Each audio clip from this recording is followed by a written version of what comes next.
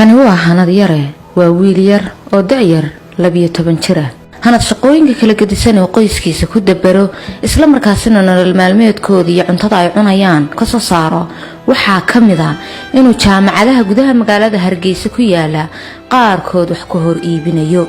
sidoo kale hanad waxa uu isku dayaa mararka qaarkood inuu qoyskiisa ku qoodiyo in uu gaariyaasha masaxo inuu kabaha dadka u baalasheeyo sidaasina uu kaga soo saaro waxoogaha lacaga kani waa hoyga magaalada Hargeysa hanad hooyadii iyo xaruurtoodu ay kaga nool yihiin waa markii yuriso waxa ka soo bilaabay beer MB magiyo biscuit waxashada man xabistay jaamacado hawlaaba kartoon iyo balan qaaday kartoomari ana iibinaya waa dhameeyo waxay soo baxan la agtina walaalkayba usii mariyo waxa doonaya umad boonika kale ku guuleysto ee uu sii noqdo in xaafadaydu dhan waxa doonaya chicken oo dhiso waxa doonaya dhanna u siiyo oo xaafada kale soo caawiyo bul degana waxaysan gudoomiyaha ay balan qaaday boarding ilaa jannada halgeeyo anigoo hanad hooyadiya oo doonaya in la caawiyo sibaan deerahay ubadkana qaar agoonigeeyeen waxaan u mahadnaqayaa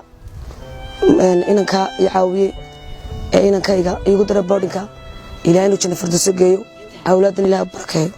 isagoo ina yara ayuu hadana doonaya ilaa yarantiisii inuu wax weyn ii taro wuxuu doonaya inuu heer ubadkooga iyo anigaba ii gaarsiiyo heer inaan taajirno oo kale isagoo wuxuu doonaya heer markuu uu weynaado inuu isagoo la iska daa markii uu yaraa ilaa imikada wuxuu ku taama habeenkii inuu cashay keeno oo hal habeen kaajo markii waa ka hooyadiyo aad wallahi ta'ala amba ubadkoogii oo baahan markuu arkana habeenkii wuxuu heer u gaaraa inuu gaariyaasha u masaxo amba ragga baalashka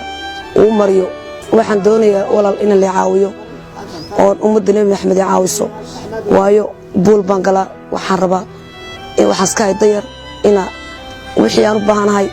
haddii noqoto waxaan ka ganacsanayo inaan dhigto taangi inaan ka ganacsado dhuxul ubadkayga sidii aan u korsan lahaa aan u kaalin gelin lahaa maadaama inanka yaraaliga gudoomay aniguna aan dayarahay